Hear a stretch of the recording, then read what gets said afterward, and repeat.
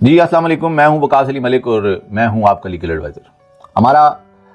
Criminal series جو trial کا چل رہا ہے اس میں ہم آپ کو ہر جو کرمنل ٹرائل میں موقع، ہر سٹیج، ہر جو آگے کورٹ کی کارروائی ہے اس کے حوالے سے انفارمیشن دے رہی ہیں۔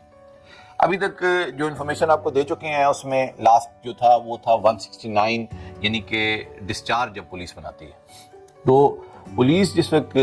اپنی انویسٹیگیشن کمپلیٹ کر لیتی ہے تو اس کی دو شکلیں نکلتی ہیں۔ انویسٹیگیشن کے اندر اگر کوئی شخص جو ہے وہ بے قصور ہو، پولیس اس نتیجے پہ پہنچے کہ یہ شخص، اس کا کسی قسم کا کوئی اس جرم سے کنیکشن نہیں تھا، یہ اس وقت موقع پہ موجود نہیں تھا، اس کو جان بوجھ کے پھنسایا گیا ہے، ان کی کوئی پرانی دشمنی ہے جس کی وجہ سے اس کو نامزد کیا گیا، تو پولیس اس میں 169 کی رپورٹ یعنی کہ ڈسچارج رپورٹ بناتی ہے، جس میں یہ بتایا جاتا ہے کہ یہ پرچہ جو ہے یہ غلط ہے، یہ ایف آئی آر غلط درج کی گئی ہے۔ اور آن دا ادر ہینڈ دوسری سائڈ پہ 173 جو ہے آف قانون ضابطہ فوجداری کرمنل پروسیجر کوڈ، اس کے تحت پولیس اپنی تمام کی تمام انویسٹیگیشن کو کنکلوڈ کرتی ہے 173 کے اندر، اور چلان کا نام دیا جاتا ہے 173 کی رپورٹ کو، کہ پولیس چلان بناتی ہے، اس کے اندر کالم درج ہوتے ہیں، اس کے اندر جو مستغیث یا کمپلیننٹ ہے اس کا نام دیا گیا ہوتا ہے، ملزمان جو ضمانت میں ہیں یا جو جیل میں ہیں ان کا نام دیا جاتا ہے، گواہان جو ہیں ان کا نام جو اس سارے کیس کے اندر ہوتے ہیں وہ دیے جاتے ہیں۔ پھر پولیس ایک پراپر جو ہے اپنا مختصر سا اس کے اندر کرکس بیان کرتی ہے ایف آئی آر کی سٹوری سے لے کے اپنی انویسٹیگیشن کے اندر، اور اس کو اینڈ پہ کنکلوڈ 173 کے اندر یہ کیا جاتا ہے کہ ہمارے تمام تفتیش کے مطابق یہ شخص، یہ ملزم جو ہے وہ گنہگار ثابت ہوا ہے۔ اچھا، 173 کی رپورٹ جو ہے وہ بڑی جامع رپورٹ ہوتی ہے، اس کے ساتھ ملزمان جو مستغیث اور مستغیث کے گواہان ہیں ان کے بیانات ہوتے ہیں جو دفعہ 161 ضابطہ فوجداری کے تحت ریکارڈ کیے جاتے ہیں۔ اس کے علاوہ ملزمان کے گواہان، ان کی جو بھی بیانات ہیں ان کو جو ہے وہ نقش کیا جاتا ہے۔ اس کے علاوہ نقشہ جو ہے موقع کا، کوئی بھی ایسا جو اوفینس ہوتا ہے کرمنل، اس کے اندر نقشہ بنتا ہے اس موقع کا، اس جگہ کا، تو وہ نقشہ بنایا جاتا ہے۔ اس کے علاوہ جو ملزمان اریسٹ کیے جاتے ہیں ان کا ریمانڈ یا ان کی ضمانت، ان کے آرڈر ساتھ لگتے ہیں۔ اس کے علاوہ جو بھی ڈاکومنٹری ایویڈنس پولیس کو پرووائڈ کیا جاتا ہے ایدر سائڈ، چاہے وہ پروسیکیوشن سائڈ ہو، کمپلیننٹ سائڈ ہو یا ایکیوز سائڈ ہو، وہ تمام کا تمام بھی اسی کے اندر جو ہے وہ کمپلیٹ آ جاتا ہے۔